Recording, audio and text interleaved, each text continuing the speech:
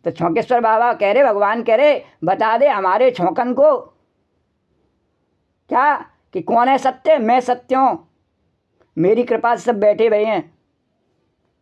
तो छौंकेश्वर भगवान की जय।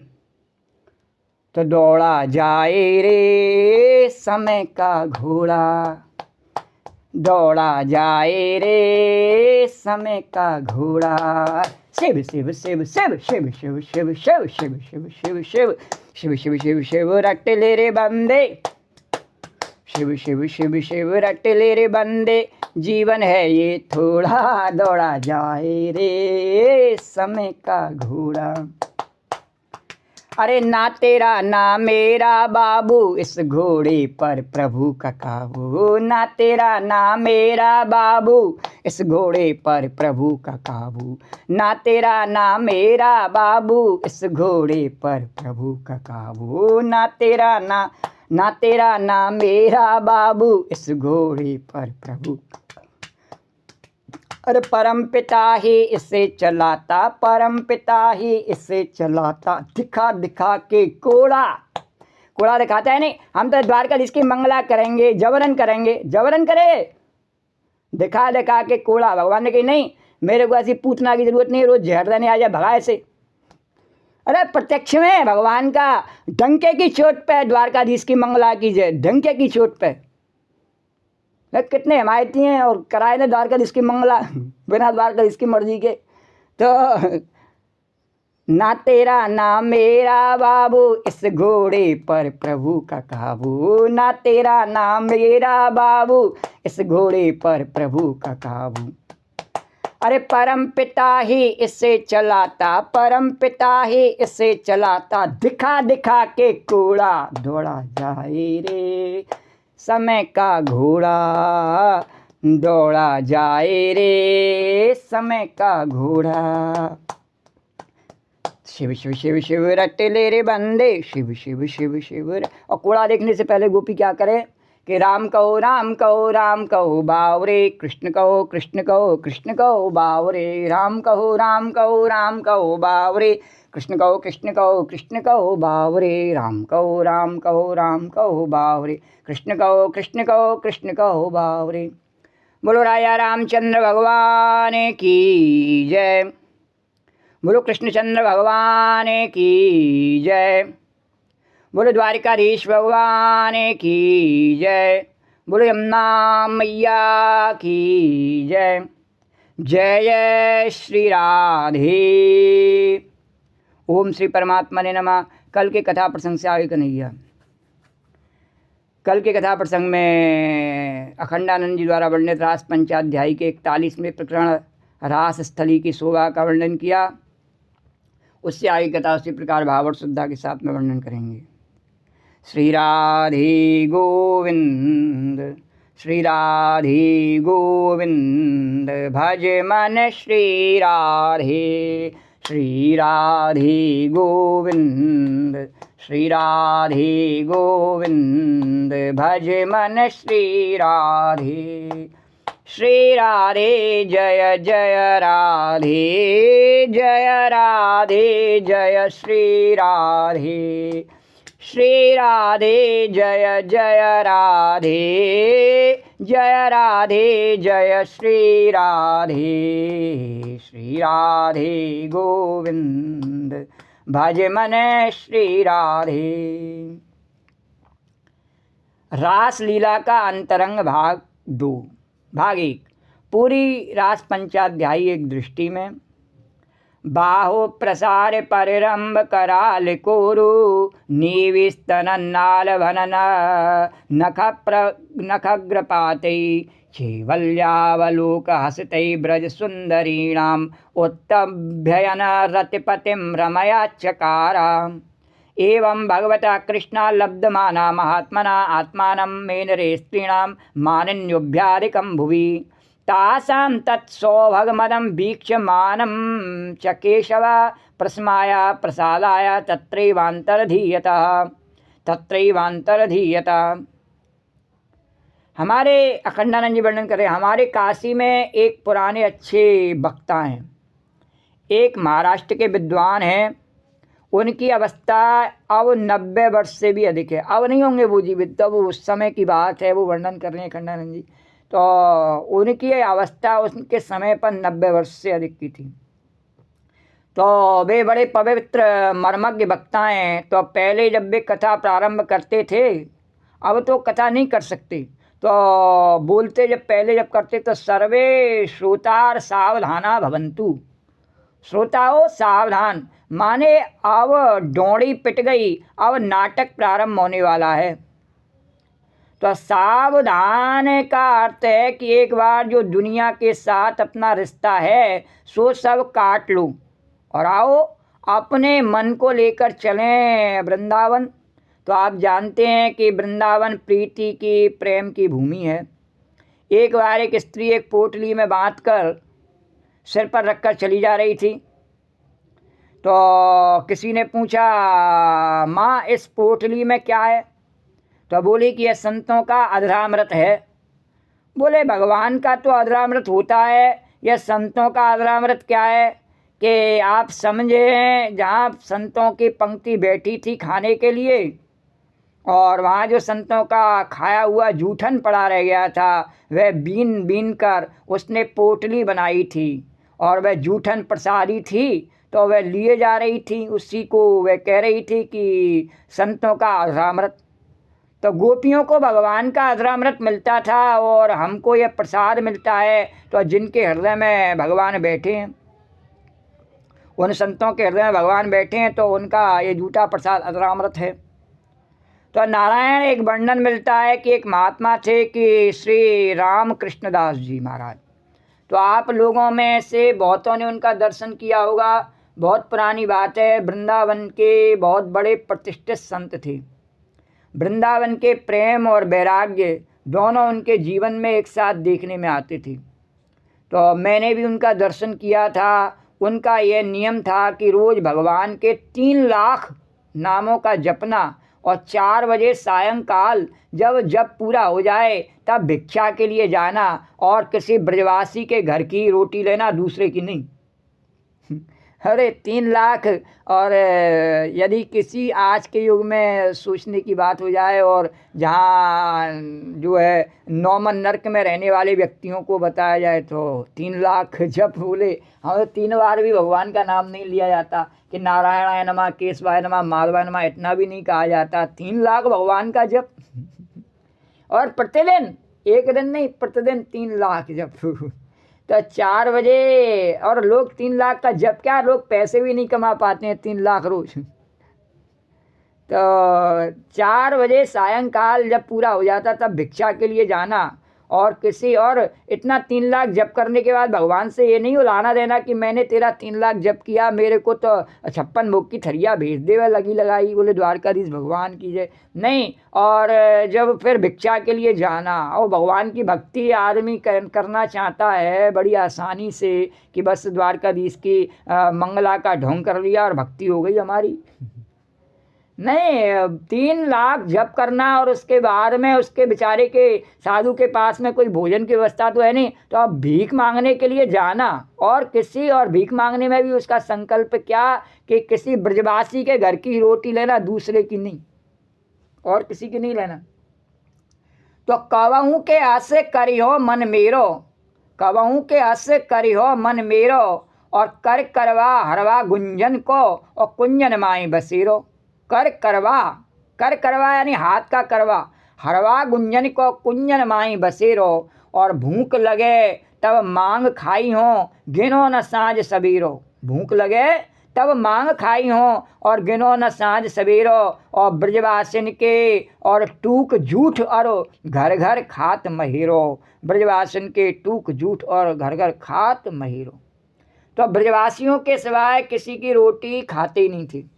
जिंदगी भर वे ब्रज के बाहर ही नहीं गई और वृद्ध होकर मरी, बोले द्वारकाधीश भगवान। अब वो 3 लाख जप करते थे तो इसका अर्थ ये नहीं है कि वो मरे नहीं, बोले द्वारकाधीश भगवान की जय। नहीं, मरे भी। तो एक दिन उनके पास एक सन्यासी आए जब जीवित थे, तो वह तो उपनिषद पढ़े हुए था महाराज, और बोले ब्रज में ऐसा क्या है कि आप वृंदावन वृंदावन बोलते हो? अब क्या है वृंदावन में? अब तो वृंदावन में सूखी रेत है, यमुना जी भी छोड़कर दूर चली गई। तो श्री रामकृष्ण दास जी बोले चलो आज भिक्षा के लिए हमारे साथ चलो। तो एक के घर गए और बोले राधे श्याम राधे श्याम। तो जैसे सन्यासी लोग नारायण या नारायण हरि बोलते हैं, और उसमें भी दो जाति हैं, दो संप्रदाय के साथ संबंध रखने वाले हैं, तो वे तो बोलते हैं नारायण हरि, और जो बिल्कुल अजातवादी होते हैं वे अपने मुंह से नारायण हरि भी नहीं बोलते। वे तो एकदम अनन्य होते हैं, तो अपने मुंह से नारायण नहीं बोलते, वे बोलते हैं मैया रोटी मैया रोटी। तो जैसे बच्चा बोले ऐसे। तो एक भगवान दास जी विरक्त थे, वे अपने मुंह से सिवाय दो शब्द के तीसरा शब्द कभी नहीं बोलते थे, और दो शब्द बोलते थे कि मैया रोटी, और चलते चलते खा लिया, जहाँ मिला वहीं पानी पी लिया, और उनको अजात भिक्षु बोलते थे। तो महात्मा ने बोला राधे श्याम। घर में एक माई निकली, बच्चे को गोद में लिए दूध पिला रही थी। बोली बाबा घर में रोटी नहीं है। बोले रोटी नहीं है तो दूध पी लूँगा। बोली घर में दूध नहीं है। लो दूध पीना हो तो झट अपने बच्चे के मुंह से कटोरा हटाया और बोली लो पी लो। अब सन्यासी बोले अरे राम राम, इतने बड़े महात्मा तू इनको झूठा दूध देती है। तो उनके साथ में जो सन्यासी गए थे ना रामकृष्ण दास जी के साथ में, तो वो बोले अरे इनको झूठा दूध दे रही है। बोली निगोड़ा कहीं बाहर से आया है क्या? आप जानते ही हैं निगोड़ा माने ब्रज में गाली होती है। तो जैसे निपोता या निपूता बोलते हैं, और वैसे ही निगोड़ा बोलते हैं। फिर बोली अच्छा ले झूठा है तो ले ले, और ऊपर ऊपर का झूठा गिरा देती हूँ, नीचे का पी ले। द्वारकाधीश भगवान की है। अब आप तो बड़े मर्यादावादी हैं, आप लोगों के सामने क्या सुनामें कि स्वामी प्रबोधानंद सरस्वती कहते हैं कि नाली में बहता हुआ जो कीचड़ है और कुत्ते का भी जो झूठा है, उसको भी खाकर अगर वृंदावन में रहने को मिले और वृंदावन का रस हमको मिले तो भी अच्छा है। ओह प्रबोधानंद सरस्वती कौन है कि जो वेदांतियों में अद्वैत संप्रदायों में एक जीववाद के दृष्टि सृष्टिवाद के प्रमुख आचार्य हैं। और स्वामी प्रकाशानंद सरस्वती इनका पहले नाम था, वही स्वामी प्रबोधानंद सरस्वती वृंदावन को साक्षात परब्रह्म कहते हैं। तो वृंदावन में प्रेम की नदी बहे चौओर। तो सन्यासी ने श्री रामकृष्ण दास से पूछा, कहा बाबा झूठा पीते हो? तो महात्मा ने कहा क्या कहा कि आपको मालूम है क्या सूझता नहीं है तुमको? घर में रोटी नहीं है, घर में दूसरा दूध नहीं है, और अपने बच्चे के मुंह से कटोरा हटाकर हमको दूध दे रही है। नारायण इसका प्रेम तो देखो कि बच्चे को भूखा रख रही है और हमको दूध दे रही है, और तुम मर्यादा देखते हो। बोलो द्वारकाधीश भगवान की जय। तो अब देखो चलते हैं वृंदावन में। तो वृंदावन का रस दूसरा है और वृंदावन का प्रेम दूसरा है। वह पैसे वालों का प्रेम नहीं है, वहाँ भज कल दारम नहीं है, वह ढोंगियों का प्रेम नहीं है, वह धर्मात्माओं का प्रेम नहीं है। हाँ तो भगवान जब वृंदावन में पहले पहले आए तो वृंदावन पहुँचने की खुशी में काम यानी भोग को तो इतनी ज़ोर से फेंका कि वह जाके पेरिस में गिरा। भगवान ने कहा ए तू भाग यहाँ से, और उसको भगाया, पेरिस में गिरा हो। और धन को उठाकर फेंका तो वह जाकर अमेरिका में गिरा, ए तू वहाँ जा। और धर्म को फेंकने में ज़रा हाथ ढीला पड़ गया तो वह जाकर काशी में गिर गया थोड़ा सा, और मोक्ष को फेंक दिया हरिद्वार की ओर। तो यह ब्रज में पहुँचने की खुशी भगवान को आई नहीं, तो भगवान ने धर्म अर्थ काम मोक्ष चारों पुरुषार्थों को लुटा दिया। बोले मेरे भक्तों को भी नहीं चाहिए, गोपियों को भी नहीं चाहिए, मेरे को भी चाहिए नहीं, पहले ही मैं ही लुटा रहा हूँ। पहले धर्म भी नहीं चाहिए, अर्थ भी नहीं चाहिए, काम भी नहीं चाहिए, मोक्ष भी नहीं चाहिए। तो वृंदावन पुरुषार्थ की जगह नहीं है, यहाँ पर पुरुषार्थ की कोई आवश्यकता नहीं है। तो पुरुषार्थ अपने आप परम पुरुष कन्हैया है, वही करते रहेंगे। तो ये प्रेम की जगह है। तो नारायण तो आओ वृंदावन में, और जरा आप एक बार ध्यान करो। पाद न्यासई भुज विधुत्वी सस्मितई भ्रूविलासई भजन्य मध्य चल कुछ पटई कुंडलई गंडलोलई अश्विद्वन मुख्य कवरा ना ग्रंथश्रय कृष्ण बंधो और गायन्तस्तम तरितम एवता मेघ चक्रे विरोजु। तो जैसे खूब घटा छाई हुई हो और उसमें बिजली चमक रही हो, और तड़ित तब ता मेघ चक्रे बिरेजू, काले काले श्याम सुंदर और बिजली की तरह चमकती गोपियाँ। तो कितनी फुर्ती होगी गोपियों में जो नृत्य करती हुई बिजली की तरह चमकती हैं। पादन्यासई, पाद का विन्यास केवल अंगूठे पर नाच लेना, केवल एड़ी पर नाच लेना, केवल एक घुंघरू, दो घुंघरू, तीन घुंघरू बजा देना। और हस्त का संचालन, हस्त कभी सिर के ऊपर, कभी कमर की तरफ, कभी मुंह के पास, तो कभी कान के पास, कभी मुस्कान के साथ भौं का संचालन। यह ध्यान की बात है, भला घर में जाकर करने की नहीं है। तो यह कोई मनन करने के लिए नहीं है कि घर में जाकर मनन कर लेंगे। यह योग की तरह सीखने के बाद अभ्यास करने की नहीं है। तो अभी अभी अपने मन को इस रास के ध्यान में डुबा दूँ अभी, और एक एक गोपी एक एक कृष्ण, एक एक गोपी एक एक कृष्ण मुख पर मुस्कान है, और भ्रूविलास मंदहास रदन छलन अति रसाली, सुमिरो नटनागर बनमाली। तो नृत्य में कमर ऐसे लचकती है कि अब कमर टूट गई, अब कमर टूट गई तो कपड़े का तो ख्याल ही नहीं है, हो गया आवरण भंग। अरे आवरण भंग होने दो, अहम ब्रह्मास्मि। और कारक वृत्ति से आवरण भंग होता है ज्ञान में, परंतु ये प्रेम कृत आवरण भंग है, इसमें मालूम नहीं पड़ता और कपड़ा गिर जाता है। वो एक तो ऐसा होता है कि हम ज्ञान पूर्वक कपड़ा को हटावें, एक ऐसा होता है कि झगड़ा हो जाए दूसरा हटावे, और एक ऐसा होता है कि हमें पता ही नहीं अपने आप गिर जावे, तो उससे बढ़िया तो कोई बात ही नहीं है। तो बोलो द्वारकाधीश भगवान की जय। तो अपने आप कब गिर जावे कि जब या तो समाधि में हमारा ध्यान चला जावे, और या भगवान की कृपा से भगवान अपने रास मंडल में बुलाए लेवे, तो अपना ध्यान कपड़ों पर से चला जावे और व्यक्ति निरावरण हो जावे। तो भन्य भज मध्य चल कुछ पटई कुंडलई गंडलोलई। वे कुंडल उनके कपोलों का चुम्बन ले रहे हैं। स्विंद मुख्या, शरीर का ध्यान नहीं है, छूट गया शरीर, पसीने से तर है। और कवर सना ग्रंथया, जूड़े का जो बंधन था और कमर में जो बंधन था वह भी खुल गया। अरे बाबा कोई गांठ नहीं रहती, भगवान के मिलन में गांठ की जरूरत नहीं है प्रेम में। तो स्विदन मुख्य कवर शना ग्रंथया, इसके दो अर्थ हैं कि लौकिक दृष्टि से गोपी के शरीर में अगर कहीं बंधन था तो सिर्फ दो जगह पर, एक तो कमर की डोरी कसकर बांधी थी, और दूसरा जूड़ा कसकर बांधा हुआ था कि नाचते समय ये छूटे नहीं, परंतु रास में टूट गई, छूट गई। और शस्त्र त्रस्त निबद्धनी भी, और आध्यात्मिक दृष्टि से जूड़े की गांठ है अविद्या ग्रंथि, और जिसको बुद्धि छोड़ती है, और कमर की गांठ है हृदय ग्रंथि, अपने पराये का भाव जिससे प्रेम छोड़ता है। ये दोनों गांठें गोपियों की छूट गईं, तो जहाँ प्रेम हुआ वहाँ हृदय ग्रंथि हुई।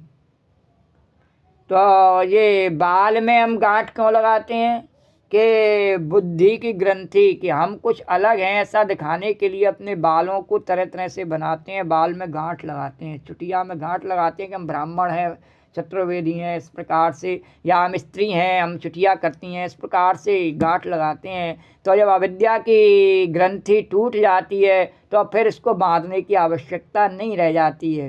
और कपड़ों में जो गांठ है वो जब तक स्त्री पुरुष का भेद है, शरीर अपने आप को शरीर मान रखा है, तभी तक तो कपड़े की आवश्यकता है, और जब भेद नहीं है तो कपड़े की क्या आवश्यकता है।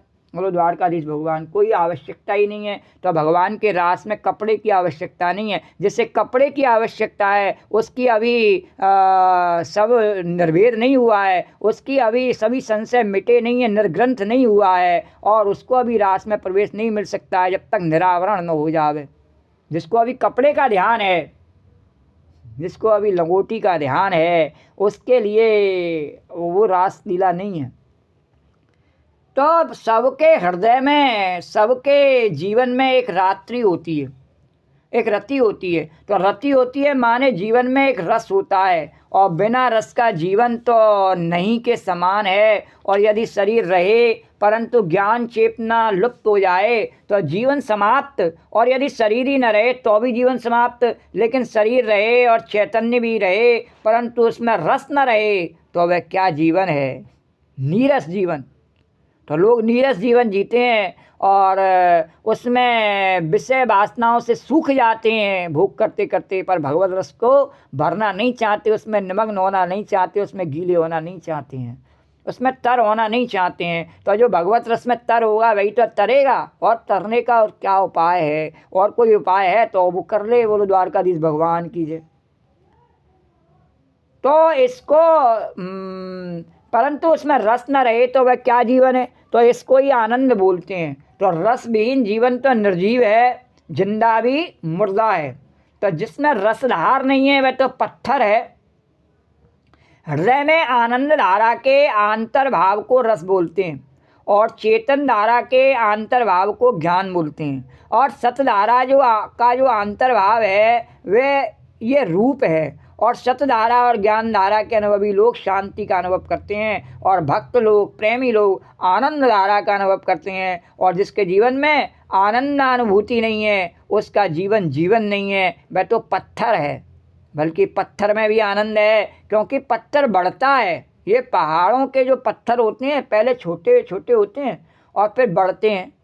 पहले बच्चे होते हैं, फिर बड़े होते हैं, तगड़े होते हैं, और इनमें जीवन है। तो जैसे वृक्ष में जीवन है, लता में जीवन है, यह बढ़ना क्या है कि यदि उसको आनंद न होता तो सावकाश न होते, इसमें स्वातंत्र न होता, तो उनके जीवन में वृद्धि कहाँ से होती? तो वृद्धि होना तो आनंद का लक्षण है। और ये पत्थर जब बढ़ते हैं तो क्या कोई इनका पोषण करता है तब बढ़ते हैं? कोई खिलाता पिलाता है इनको? कहीं से कोई पैसा ला के देता है इनको तब बढ़ते हैं? नहीं, बढ़ते ही हैं जी। काहे से बढ़ते हैं? कि भगवान की कृपा से बढ़ते हैं। द्वारकाधीश भगवान। तो वृद्धि होना तो आनंद का लक्षण है। और पाणिनीय व्याकरण शास्त्र का प्रारंभ किया तो वृद्धि शब्द से प्रारंभ किया। पहला सूत्र वृद्धि शब्द से प्रारंभ होता है, फिर गुण, उसके बाद में आदेंग गुण, और पहले ब्रह्म, फिर बाद में गुणमयी प्रकृति सृष्टि। और फ्रेम से जैसे सृष्टि होती है वैसे सृष्टि की है शब्द शास्त्र की। तो अब आपको सुनाते हैं कि रस जीवन में होना आवश्यक है। एक बार श्री चैतन्य महाप्रभु ने रामानंद राय से पूछा कि रस क्या है? बोले अन्य किसी की जरूरत न पड़े, केवल अपने आप में शांत रहे तो वह सबसे बड़ा रस है। अरे ऐसा कहीं हो सकता है? ऐसा ही होता है। तो इसका नाम शांत रस है। तो चैतन्य महाप्रभु ने कहा कि और आगे बात कहो। तब बोले अपने में शांत रहे और दूसरों की सेवा करे। बोलो द्वारकाधीश भगवान की जय। शांत रहे का मतलब ये नहीं है कि गुफा में जाके सो जावे, नहीं, अपने में शांत रहे और दूसरों की सेवा करे। उसका शांत रहना बेकार है जो दूसरे का ध्यान न रख सके, और कम से कम जिसको ज़रूरत है और वो उसका कोई कार्य कर सकता है उसको तो करे, उसको भी नहीं करे तो धिक्कार है। जीवन काहे को जी रहा है? तो एक बार तो दूसरों की सेवा करे, उसका नाम रस है। यह दास रस है। इसके आगे तो कहा हृदय में सद्भाव बना रहे और मैत्री बनी रहे, किसी से सेवा भी करे पर किसी के प्रति मन में द्वेष राग नहीं आवे, सद्भाव बना रहे, मैत्री बनी रहे। यह रस है, सख्य रस है। ये क्या है? सख्य रस। और इसके आगे तो कहा केवल सद्भाव या मैत्री नहीं, स्नेह बना रहे, इसका नाम रस है। इसे वात्सल्य रस कहते हैं। जैसे माँ के हृदय में बच्चे के प्रति, और आगे की बात तो बोले इससे आगे की तो यह है कि मधुर भाव हृदय में हो, और पत्नी जैसे पति से प्रेम करती है, और पत्नी में शांति भी है, और पत्नी में सेवा भी है, पत्नी में मैत्री भी है, पत्नी में स्नेह भी है। तो जो स्नेह माँ देती है वह पत्नी दे सकती है। दे सकती है क्यों कहा? देती नहीं है। किसी को भी अगर दे देती तो फिर वो अपनी माँ की याद नहीं करता। ये नवदुर्गा में इतने 9 दिन मैया मैया नहीं चिल्लाता। बोलो द्वारकाधीश भगवान की। हाँ, बोले ऐसा कोई त्यौहार नहीं मनाया जाता है मैया का त्यौहार मनाया जाता है, पितरों का त्यौहार मनाया जाता है, माँ बाप का त्यौहार तो मनाया जाता है, 15 दिन उसका, 9 दिन उसका, जैसे भी समझो। और ऐसा कोई और तो और विदेशों में भी मदर डे और फादर डे मनाए जाते हैं, पर विदेशों में भी हस्बैंड डे और वाइफ डे नहीं मनाए जाते हैं, और हमारे देश में भी और उनकी पूजा का कोई विधान नहीं है। बोलो द्वारकाधीश भगवान की है। पर हम एक उसी संबंध में इतने रस पच जाते हैं और बना फिर भी किसी का नहीं रहता है, सबका एक दिन बिगड़ जाता है और राम राम सत्य हो जाती है। फिर भी हम राम की सत्ता को स्वीकार करने में और इतने कमज़ोर हो गए हैं कलयुग में कि पता नहीं हमें क्या लगता है क्या छूट जाएगा राम कहा नहीं, और हमारे ऊपर पता नहीं क्या विपत्ति आ जाएगी, समझे ने। तो ऐसा हमको अनुभव होता है। बोलो द्वारकाधीश भगवान की है। अपने उस नरक को बड़ा अच्छा समझते हैं कि बच्चे चिल्लपों कर रहे हैं और हमें काम नहीं करने दे रहे, भजन में हमारा ध्यान नहीं लगता है, ऊपर से स्त्री हमारे ऊपर चिल्ला रही है और कहीं से भी लाओ कैसे भी लाओ, और हमको छल कपट करके और पैसा लाना पड़ता है, तब कहीं जाए करके एक गाड़ी पर 4 को बिठाए के ले जाना पड़ता है। इस प्रकार से बिल्कुल गधे से भी ज़्यादा गया हुआ जीवन व्यतीत करते हैं और फिर भी राम की सत्ता को स्वीकार करने में घबराते हैं। बोलो राजा रामचंद्र भगवान की जय। और जो राम की सत्ता को स्वीकार करते हैं नहीं, तब मस्ती से बैठ करके और राम राम ही गाते हैं, कोई कुछ नहीं कर सकता है। बोलो द्वारकाधीश भगवान की जय। यही राम का प्रत्यक्ष में प्रमाण है। जो रावण ने कहा नहीं कि देखो मैं तिनके प्रभुताई, तो उनकी प्रभुताई तो प्रत्यक्ष में है कि नरक को पसंद करने वाले लोग और अपने नरक में अपने आप ही जलते रहते हैं नरक की आग में, और जो भगवान की शरण में रहते हैं वो हमेशा भगवान के गुणगान करते हुए आनंद में निमग्न रहते हैं। कोई उस आनंद को छीन नहीं सकता, और हम तो खुद लौटाते हैं, ले राम नाम की लूट है, ले ले। तो जो स्नेह माँ देती है वह पत्नी भी दे सकती है, हाँ, और जो मैत्री मित्र देता है वह भी पत्नी दे सकती है, पर देती नहीं है, धोखा देती है, हाँ। और जो सेवक सेवा देता है वह भी पत्नी दे सकती है, पर देती नहीं है, सेवा कराती है। लेकिन साथ साथ एक ऐसी वस्तु दे सकती है पत्नी जो और कोई नहीं दे सकता, तो उसका नाम क्या है? उसका नाम है मधुरस। तो उस रस का वह रस परपाक है। तो चैतन्य महाप्रभु ने कहा, और आगे बोले इससे आगे की बात समझ में नहीं आती, इससे आगे की बात गोपियों में।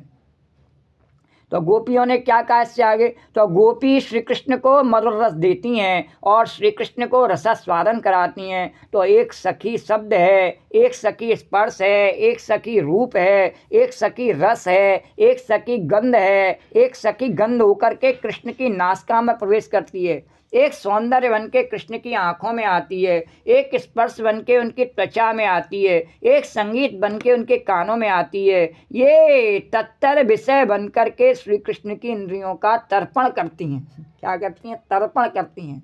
तो इससे भी आगे और आगे की बात तो रामानंद राय ने बताया कि इससे भी और आगे की जो चीज़ है वह राधा रानी है। वहाँ भोक्ता भोग्य का विभाग नहीं है। एक गोपी चंद्रावली कहती है तुम भोग्य और हम भोक्ता, हम तुमको भोगेंगे। और ललिता कहती है कि हम भोग्य और तुम भोक्ता, तुम हमको भोगो और हम तुम्हारे भोग्य। लेकिन राधा रानी में के प्रेम में भोक्ता और भोग्य का भेद नहीं है। एक ही रस बारी बारी से सांवरी शीशी में आया और फिर स्वर्णिम शीशी में गया, पीली शीशी में गया, फिर सांवरी शीशी में गया। तो रस एक ही है, शीशी दो हैं। तो राधा और कृष्ण ये आकार दो हैं और रस एक ही है। तो अब इसके आगे महाप्रभु कुछ नहीं बोले। तब रामानंद ने कहा कि वो कुछ और सुनाए। तो महाप्रभु ने उनके मुख पर हाथ रख दिया और कहा, अरे चुप, इसके आगे की बात वाणी का विषय नहीं है, बोलना नहीं कुछ भी। द्वारकाधीश भगवान की जय। तो प्रेम का परिपाक ही इसकी उत्तरोत्तर भूमिकाओं में प्रकट होता है। इसलिए जिस हृदय में प्रेम नहीं है वह हृदय नहीं, स्मशान है। तो जागट प्रेम न संचरे सो घट जाए मसान। तो भगवान कहते हैं जो मेरे से छल कपट करते हैं ना उनको मैं मसान की रास्ता ही दिखला देता हूँ। बोलो द्वारकाधीश भगवान की। द्वारकाधीश के मंगला नहीं, मसान की रास्ता दे। तो इस श्लोक में ऐश्वर्य पक्ष और दर्शन पक्ष दोनों हैं।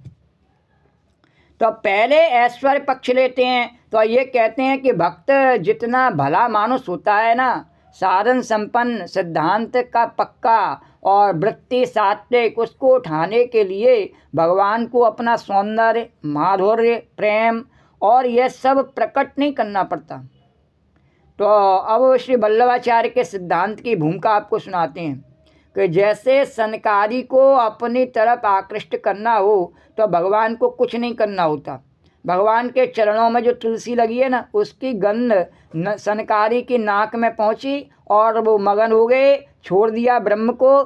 तो वह श्रीमद् भागवत में आता है कि तस्यार विंद नयनश्य पदार विंद और किम जलक मिश्र तुलसी मकरंद वायु अंतर्गता स्वविवरेण चकार तेषाम संक्षोभाक्षर जुषाम अपि चित्त तन्वो।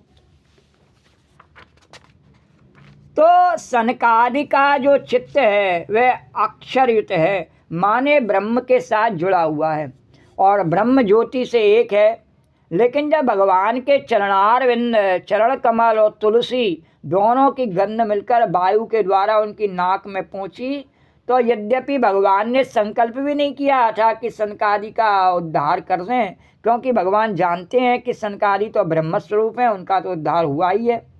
अब उसमें क्या संकल्प करना था, फिर भी हवा ने स्वाभाविक रीति से जैसे ही भगवान के चरणों की गंध सनकादि की नासिका में पहुंचाई और वैसे ही ब्रह्म ध्यान से, ब्रह्माकार वृत्ति से उपराम होकर श्री कृष्ण शरणम ममा, श्री हरि शरणम कहकर नाचने लगे। तो जनक जी को हम मोहित कर लें, यह संकल्प भी भगवान राम ने नहीं किया। तो जब महाराज सफ़ेद दाढ़ी जनक जी की और इतने बड़े राजा, परम वैराग्यवान और ज्ञानी, तो रामचंद्र उनको आकृष्ट करके क्या करते, यही ना कहते कि अपनी बेटी हमको ब्याह दो। तो श्री रामचंद्र के मन में यह बात बिल्कुल नहीं उठी कि हम जानकी जी को मोहित कर लें। लेकिन जानकी जी का क्या हाल हुआ, बोले कि तुलसीदास जी वर्णन करते हैं कि सहज विराग रूप मन मोरा, सहज विराग रूप मन मोरा, सहज विराग रूप मन मोरा, थकित होत जिम। जनक जी का जो हाल हुआ कि थकित होत जिम चंद्र चकोरा, थकित होत जिम चंद्र चकोरा। जनक जी कह रहे मेरा मन तो वैसे विरक्त है, पर इन्हें देख करके ऐसे हो गया जैसे चंद्रमा को देख करके चकोर खड़ा रह जाता है। ये और इन्हीं बिलोकत अति अनुरागा, इन्हीं बिलोकत अति अनुरागा, परबस ब्रह्म सुख ही मन त्यागा। और इनको विलोक करके मुझे इतना आनंद आया कि जो निराकार ब्रह्म का जो मेरा अपना सुख था वह मेरे मन ने त्याग दिया। बोलो द्वारकाधीश भगवान की जय। हम भगवान द्वारकाधीश के दर्शन, भगवान कह रहे, द्वारकाधीश कह रहे बताना ना जरा कि मेरे दर्शन करने जो आते हैं तो क्या उन्हें मैं इतना अच्छा लगता हूँ कि वो अपने घर के पत्नी को छोड़ दें, मैं पति को छोड़ दें, मैं बच्चों को छोड़ दें, मैं धन को छोड़ दें, मैं घर को छोड़ दें, मैं मेरे लिए इतना अच्छा लगता हूँ क्या मैं?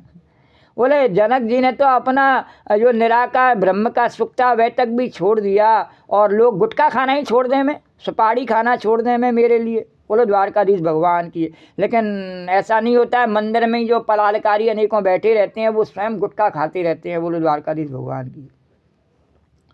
तो सनकादियों को या जनक आदि को आकृष्ट करने के लिए भगवान को कोई संकल्प, कोई परिश्रम नहीं करना पड़ता, क्योंकि वो पहले से ही भगवान में आकृष्ट हैं, पहले से जुड़े। और भगवान कह रहे इस बात का न कि सत्यता के पायदान पर आगे बढ़ाना कथा को गोपी। तो सत्यता के पायदान पर ऐसा है कन्हैया कि जो अपने सहज वृत्ति से भगवान का भजन है, जैसे हम अकेले बैठे हमारे मन में आया कि चलो कुछ नहीं तो हनुमान चालीसा बोलें जोर जोर से, चलो कुछ नहीं तो श्री कृष्ण गोविंद हरे मुरारे कहने लगे।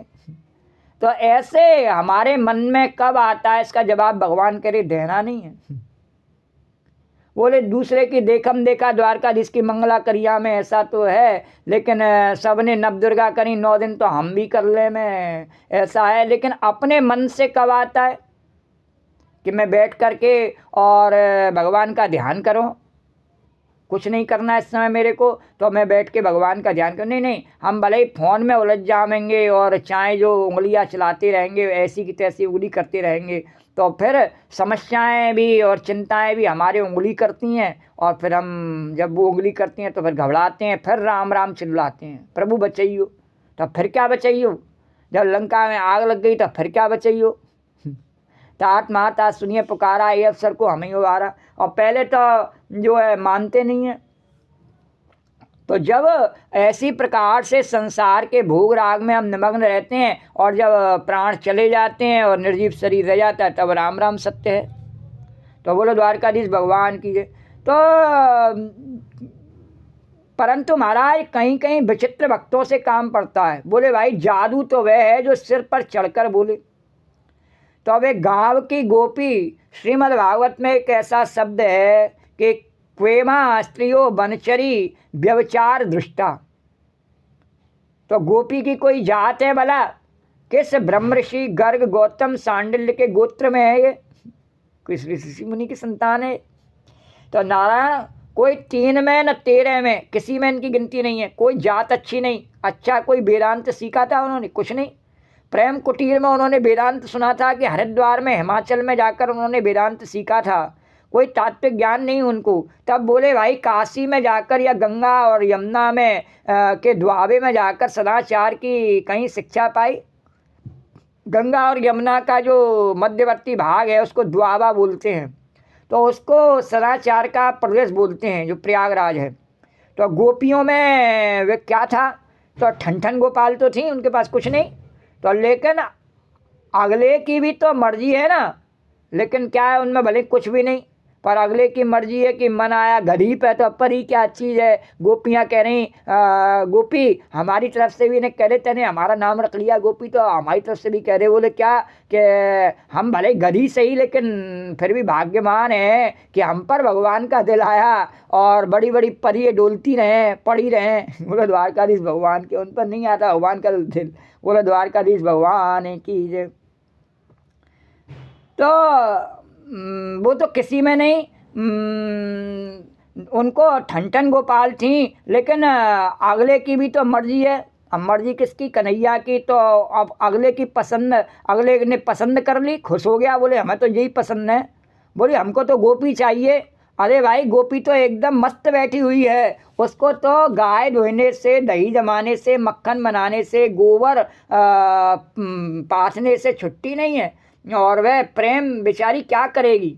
तो कृष्ण ने कहा अच्छा हम इनके सामने अपना असीम सौंदर्य, असीम माधुर्य, असीम प्रेम, असीम भाषल, असीम सख्य, असीम सौकुमार्य प्रकट करेंगे और अपना संपूर्ण स्वाश्वर्य बांसुरी में भरकर अपना समूचा अधरामृत इन तक पहुँचावेंगे। तो गोपी के पीछे पीछे चल दिए।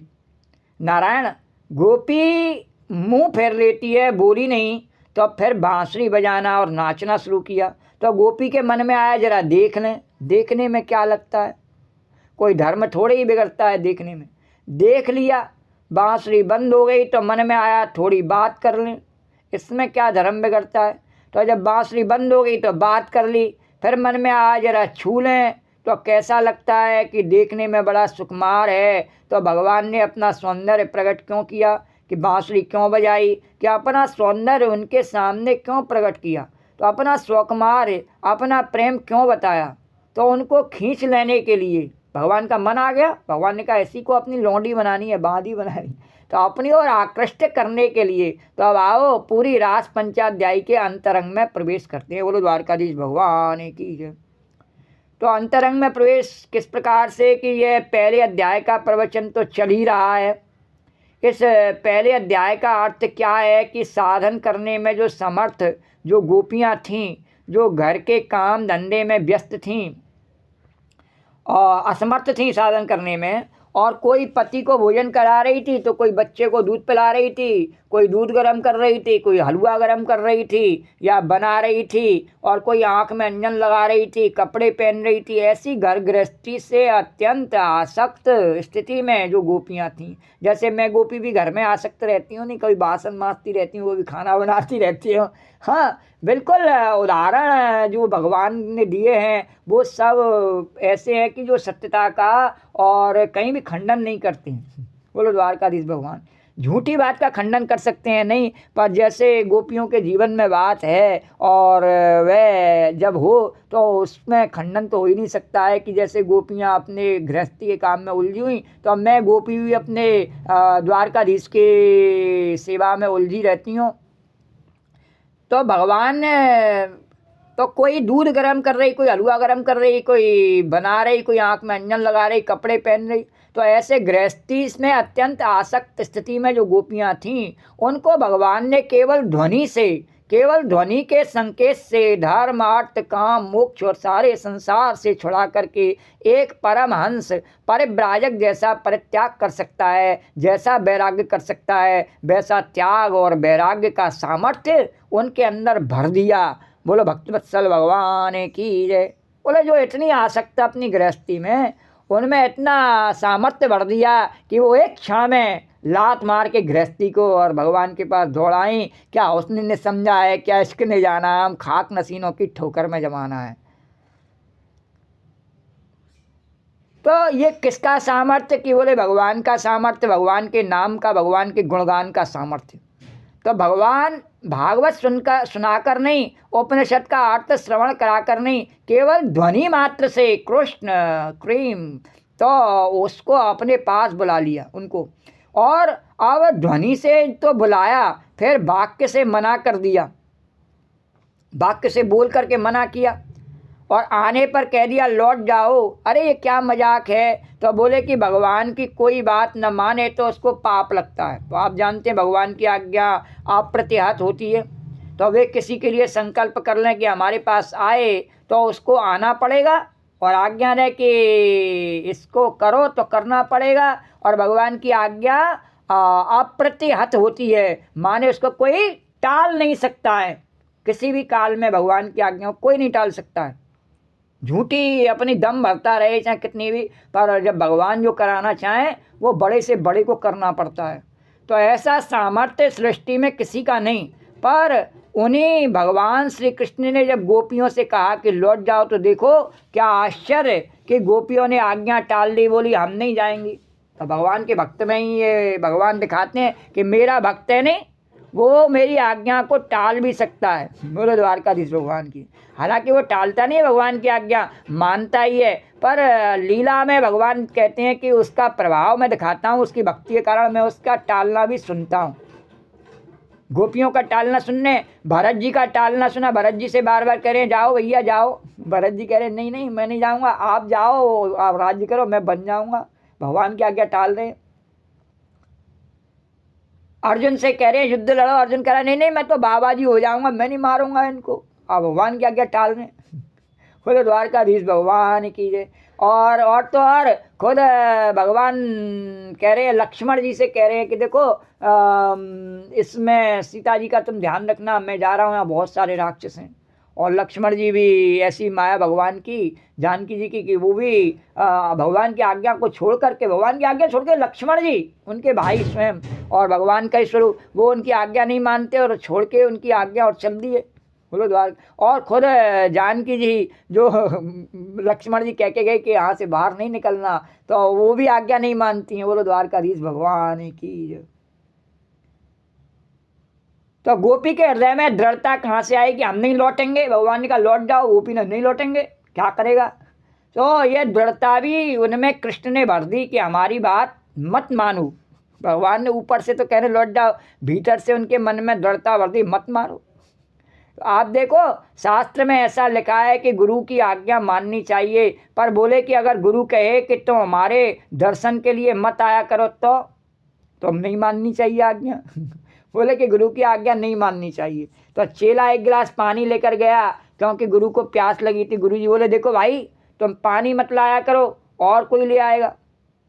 तब यह मत कहो कि गुरु की आज्ञा है कि तुम पानी मत लाओ तो आप कैसे न माने। तो देखो, सेवा में आज्ञा पालन नहीं होता है, दर्शन में आज्ञा पालन नहीं होता है। और गुरु ने कहा कि अरे देखो, तुम कभी हमको मत खिलाओ, तो अब प्रेमी कैसे मानेगा, शिष्य कैसे मानेगा। तो भगवान ने आज्ञा की कि तुम लौट जाओ।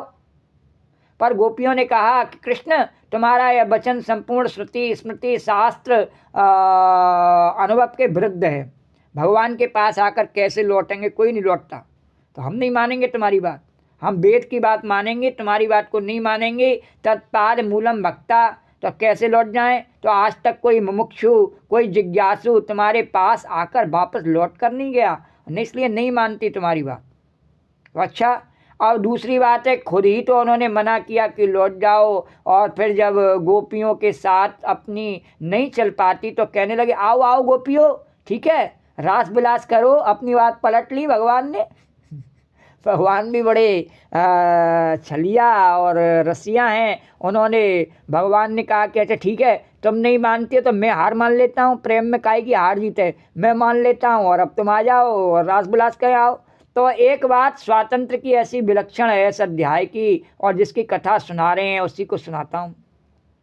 तो क्या विलक्षण बात है कि हे भगवान, सचमुच गोपियों के अंदर मान था, मान लेकर आई थी। भगवान ने उनका बड़ा सम्मान किया। एवं भगवता कृष्णा लब्धमाना महात्मना। तो 3 शब्द हैं इसमें। एक तो कृष्ण चुंबक है, और कृष्ण माने चुंबक होता है, और चुंबक माने वही जो लोहे को खींचने वाला होता है। तो जो चूम ले वह चुंबक, जो लोहे का चुंबन करे उसका नाम चुंबक। तो कृष्ण माने कर्षति, जो अपनी ओर खींचे। जैसे चुंबक लोहे को खींचता है, वैसे कृष्ण अपनी ओर खींचते हैं। सोते में खींचते हैं, सपने में खींचते हैं, जागते में खींचते हैं। दूसरी बात, भगवतः भगवान हैं।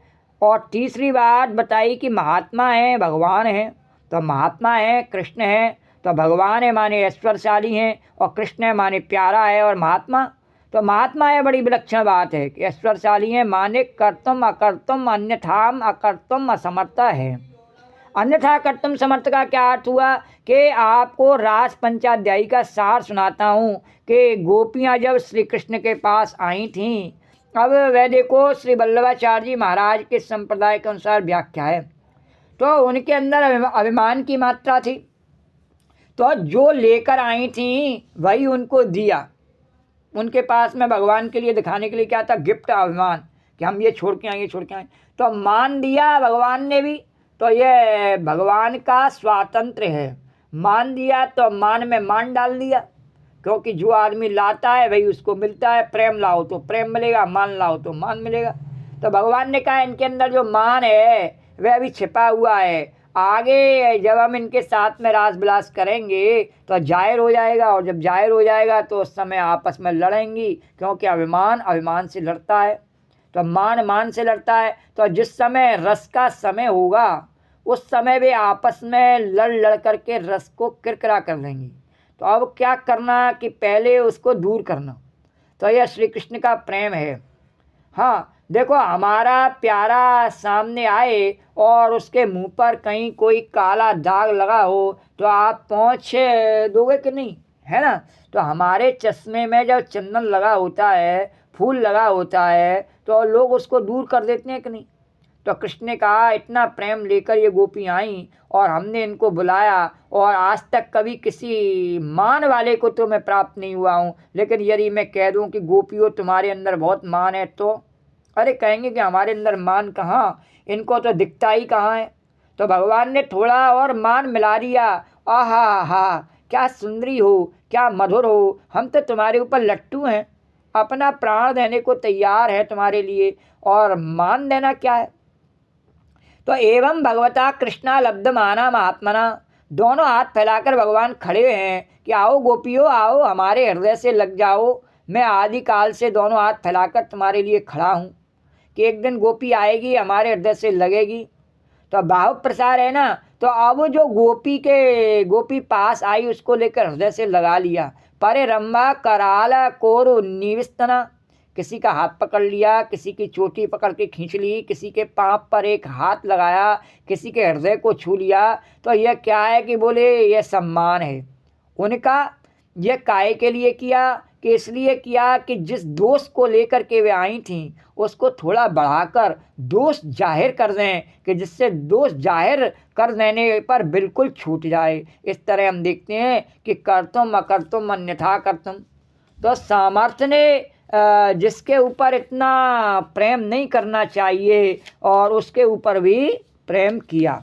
तो मुख्य तु तस्य कारुण्यम, तो उनके हृदय में प्रेम है, संसार को अपनी ओर खींचने के लिए अनुपम वात्सल्य है, महान करुणा श्री कृष्ण के हृदय में है। बोलो द्वारकाधीश भगवान की जय।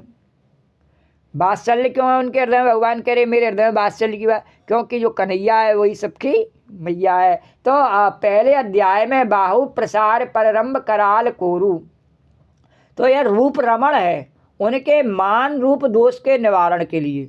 तो यह लेकिन जब मान रूप दोष आ गया तासाम तत्सौभग मदम वीक्ष मानम च केशवा, तब रूप रमण की योग्यता पर पर्दा पड़ गया, आवरण आ गया और इसी से भगवान अंतर्धान हो गए। तत्रैवांतर्धीयतः, कहा अभी रूप रमण की योग्यता इनमें नहीं है, फिर कहाँ रमण करें? कि बोले नाम रमण की योग्यता है तो ढूंढो उसको जंगल में। तो गोपियाँ ढूंढती हुई जाती हैं कि हे तुलसी जी, अरे करत करत महारास संवरिया है गए अंतर, अरे चंपा बतावे न मालती एरी जूही तू ही बता। तो इस प्रकार से गोपियाँ एक एक फूल से, पत्ती से, तुलसी जी से, सबसे पूछती हुई जा रही। तो तुलसी से कहा कि तुलसी जी तुमको छूते हुए गए हैं। मालती से कहा कि तुम देखा तुमने? और अश्वत्थ से कहा कि हे कपित्त, हे बट, हे पीपल, तुमने देखा? फिर धरती से कहा है धरती तुम्हारे ऊपर पाँव रखा है। देखो दूसरे अध्याय में यह बात आई है, यह भगवान के यश का वर्णन है। तो रूप के साथ तो विहार किया भगवान ने शुरू में, लेकिन जब उनको मान आ गया तो बोले ये सामने रहने लायक नहीं है। अभी अकेले में बैठकर थोड़े दिन ध्यान करें, थोड़े दिन माला फेरें, थोड़े दिन पूजा करें, तो जब इनका प्रेम बढ़ेगा तब फिर हमारे पास आकर हमसे मिलने लायक होंगी। तो रास पंचाध्यायी का ये दूसरा अध्याय है ना, ये भगवान के यश का वर्णन है। इसमें गोपी ने ऐसा भी वर्णन करती है, इसमें गोपी के किम ते बराह बपसा पररम भड़े ना, अरे पृथ्वी 12 अवतार उन्होंने ही लिया था और तुमसे कितना प्रेम किया था। आपको ये भगवत प्रेम की बात सुनाता हूँ कि भगवान गोपियों से कितना प्रेम करते हैं कि 12 बपसा पररम भड़े ना। तो प्रेमी का अगर कोई उदाहरण है तो पृथ्वी में तो 12 के बराबर दूसरा है नहीं। 12 माने सूकर। तो 12 का सबसे बड़ा प्रेम क्या है कि देखो जब पानी में धरती डूब गई थी तो खुद पानी में डूबकर उसको निकाला, मुंह पर लेकर निकाला और जल पर स्थापित किया। तो 12 का मुंह आप देखना कि धरती पर लगा ही रहता है, अर्थात पृथ्वी का निरंतर चुम्बन करना 12 का धर्म है। और नारायण पृथ्वी की जो सबसे गंदी स्थिति है वह भी 12 को प्यारी है, और वही तो प्रेम है। अपने प्रियतम की गंदी से गंदी चीज़ भी, गंदी से गंदी स्थिति भी और प्रेमी को प्यारी लगती है। और इस बात का उदाहरण कहीं सृष्टि में है तो 12 के जीवन में है। बोलो द्वारकाधीश भगवान की है। तो यह भी भगवत रूप है। तो गोपी ने यह यश का गान किया कि तुम तो इतने प्रेमी हो, पृथ्वी की गंदगी को अपना भोग्य बनाते हो और पृथ्वी की गंदगी को तुम खाते हो, और पृथ्वी से तुम्हारा इतना प्रेम और हमको छोड़कर चले गए। समग्र यश का वर्णन है। इसमें एक वर्णन और बहुत विलक्षण है कि भगवान की वीर्यवत्ता का वर्णन है, समग्र वीर्य का वर्णन है। तो वह क्या वर्णन है कि अंतर्धान होने के बाद भी भगवान तो परमानंद में ही मग्न हैं। भगवान दुखी नहीं है, गोपियाँ दुखी हैं, लेकिन भगवान दुखी नहीं है, क्योंकि जिनके हृदय में प्रेम है और वहाँ भी परमानंद है। तो अच्छा, अब गोपी गीत का जो प्रसंग है 3 अध्याय में, तो भगवान के समग्र ज्ञान का वर्णन है और उसमें भगवान के प्रेम का वर्णन तो है ही, और भगवान के तत्व का भी वर्णन है। तो न खलु गोपिका नंदनो भवा और विरचिता वयम वृष्णि दुर्यते इत्यादि 4 अध्याय में भगवान प्रकट हुए। तो उनका क्या सौंदर्य वर्णन है कि पीताम्बराधर अस्रग्भि साक्षात् मन्मथ मन्मथा। तो कामदेव के मन को भी मंथन करने वाला भगवान का सौंदर्य।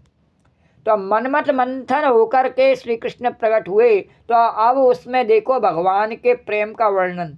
क्या गोपियों ने पूछा कि एक ऐसा होता है कि प्रेम करने पर प्रेम करता है और एक प्रेम न करने पर भी प्रेम करता है और एक प्रेम करने वाले से प्रेम नहीं करता है, तो तीनों में श्रेष्ठ कौन है? यह गोपियों का प्रश्न है। अब देखो श्री कृष्ण कितना प्रेम करते हैं। इस प्रसंग में वे कहते हैं कि न पार्ये हम निर्बद्ध संयुजाम स्वस्वाधु कग्रत्यम विबुधायुषापि वाम।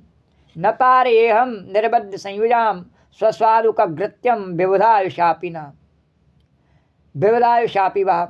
और या माँ भजन दुर्जर्गे श्रृंखला, या माँ भजन दुर्जर्गे श्रृंखला और संभ्रश्च तद्व प्रतियातु साधना, संभ्रश्च तद्व प्रतियातु साधना। तो श्री कृष्ण का जो सौंदर्य है, उसकी जो श्री है, वह पराकाष्ठा को प्राप्त हो गई। ये कपड़े की सुंदरता से सुंदरता नहीं होती चमड़ी की सुंदरता का नाम सुंदरता नहीं है। तो तुलसीदास जी ने इस पर व्यंग किया है कि विसरस भरा कनक घट जैसे। तो हृदय के सौंदर्य का नाम सुंदर होता है। तो गोपी ने कहा तुम प्रेम करने पर भी प्रेम नहीं करते हो, कृतघ्न हो। तो गोपियों के मुँह से शब्द निकला कृतघ्न। तो श्री कृष्ण ने कहा कि मैं जानता हूँ कि तुम लोग मेरे से कितना त्याग वैराग्य किया है मेरे लिए। मदर्थो जित लोक वेदस्वाना, मेरे लिए तुमने लोक को छोड़ा, मेरे लिए वेद छोड़ा, मेरे लिए शरीर छोड़ा। मैं तुम्हारे प्रेम को पहचानता हूँ गोपियों। इतना प्रेम होने पर भी जो तुम्हारे अंदर गर्व है, उस दोष को धोने के लिए मैंने ये साबुन का काम किया है। तो तुम्हारे हृदय में और चिकनाई और स्नेह और प्रेम लाने के लिए मैं अंतर्धान हुआ था। तो मैं तो कभी तुमसे उरण नहीं हो सकता। बोलो द्वारकाधीश भगवान की जय। तो न पारे हम निर्बद्ध संयुजाम। तो ब्रह्मा की आयु लेकर भी भगवान ने कहा हम तुम्हारी सेवा करें तो हम तुमसे उरण नहीं हो सकते। यह श्री कृष्ण के प्रेम का वर्णन है। तो श्री कृष्ण प्रेम करते हैं, यह हुई प्रेम सौंदर्य की बात। और श्री कृष्ण का सौंदर्य जो है वह हृदय का सौंदर्य है, प्रेमी के प्रति कृतज्ञता का सौंदर्य है। तो अब इसके बाद रास पंचाध्यायी के अंतिम अध्याय में धर्म का वर्णन है। तो यह भगवत धर्म है। तो यह धर्म के प्राकट्य से धर्मी का प्राकट्य है। पालन न्यासई भुज विद्युत भी सस्मतई भ्रू विलासई और भज्य मध्य चल कुछ पटई कुंडलई गंडलोलई। यह भगवत धर्म का प्रकाश है। जैसे सूर्य की प्रभा जब धरती में छा जाती है तो यह जहाँ से आती है उस सूर्य का पता लगता है। सूर्य धर्मी है और प्रभा उसका धर्म है। इसी प्रकार जब भगवान रास विलास करते हैं, रस का विस्तार करते हैं, तब ये रसेश्वर हैं, रसिक तत्व चूड़ामणि हैं, रस केंद्र चक्रवर्ती हैं। तो धर्मी का यह रस स्वरूप प्रकट होता है। और अंत में वैराग्य देखो। हे भगवान, गोपियाँ तो चाहती नहीं है कि श्री कृष्ण छोड़कर जाएं। गोपियों को तो केशान दुकूलम कुछ पट्टिकाम्बा, अपने बाल का ख्याल नहीं है, अपने कपड़े का ख्याल नहीं है, छाती पर जो कपड़ा बांधते हैं उसका भी गोपियों को ख्याल नहीं है, नूपुर का ख्याल नहीं है, कंकण का ख्याल नहीं है, केस का ख्याल नहीं है, अपने शरीर का ख्याल नहीं है। सब कुछ भूल गई गोपियाँ और श्री कृष्ण को छोड़कर जाने के लिए तैयार नहीं है। तो अनिच्छन्त्यो ययु, पर अनिच्छा होने पर भी घर वापस गई। कैसे गई?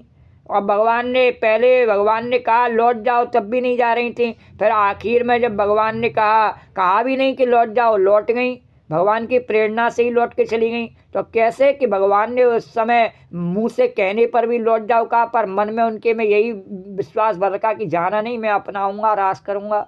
और अब भगवान ने कह दिया कि अब मैं अपना कर्तव्य के लिए ब्रज को छोड़ के मथुरा जाऊंगा, द्वारका जाऊंगा, और तुम मेरी इसी लीला का स्मरण करते हुए मेरे भाव को पुष्ट कर रखना अपने जीवन में। यही पुष्टि भक्ति है। और इस भाव के द्वारा ही जीवन के सुख दुखों को सहन करना और मेरे भाव को कभी नहीं बिगड़ने देना। अपना लक्ष्य मेरी उसी भक्ति पर रखना। मैंने तुम्हारे साथ में जो नृत्य रास गान किया है, जो काम क्रोध लोभ मोह सबसे दूर हट करके जो लीला तुम्हें दर्शन कराए और जिस लीला में तुम्हें प्रवेश दिया उसी को पूरे जीवन में धारण करना, और इस प्रकार से तुम्हें मेरी शरणागति प्राप्त होगी। बोलो द्वारकाधीश भगवान की जय। तो भगवान चाहे तो जब वैराग्य भी दे रहे में, तो भक्ति भगवान की ऐसी जब चाहे जब ज्ञान आ जावे, जब चाहे जब वैराग्य आ जावे, दोनों भक्ति के साथ में उसके बेटे बने रहते हैं वो। तो गोपियाँ घर जाना थोड़ी चाहती थी, अनिश्चित जाना नहीं चाहती।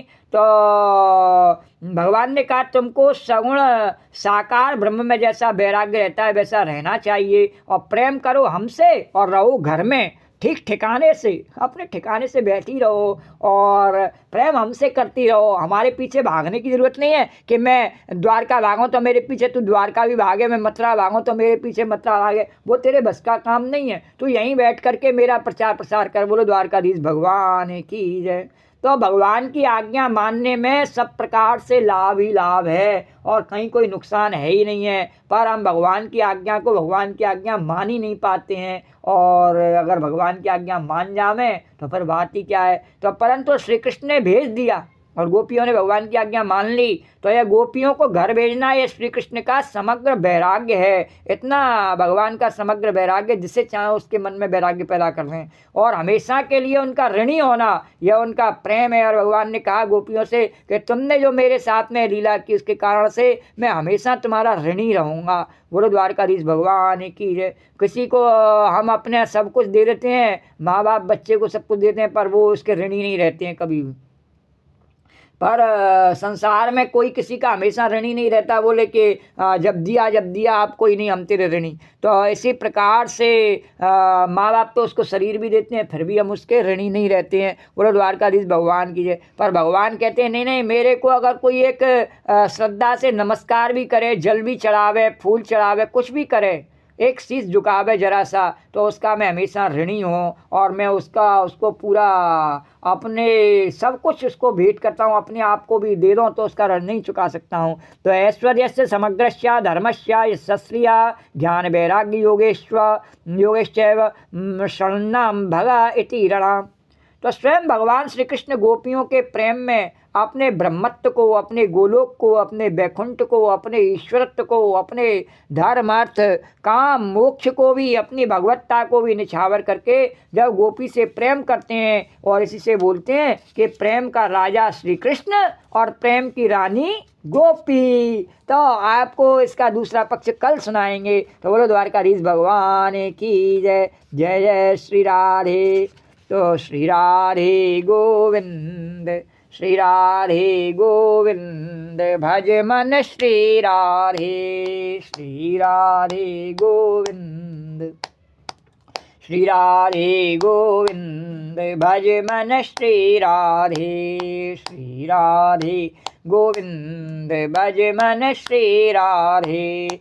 श्री राधे जय जय राधे, जय राधे जय श्री राधे, श्री राधे जय जय राधे, जय राधे जय श्री राधे, श्री राधे गोविंद, श्री राधे गोविंद, भज मन श्री राधे। राधे राधे गोविंद गोविंद राधे, राधे राधे गोविंद गोविंद राधे, राधे राधे गोविंद गोविंद राधे, राधे राधे गोविंद गोविंद राधे।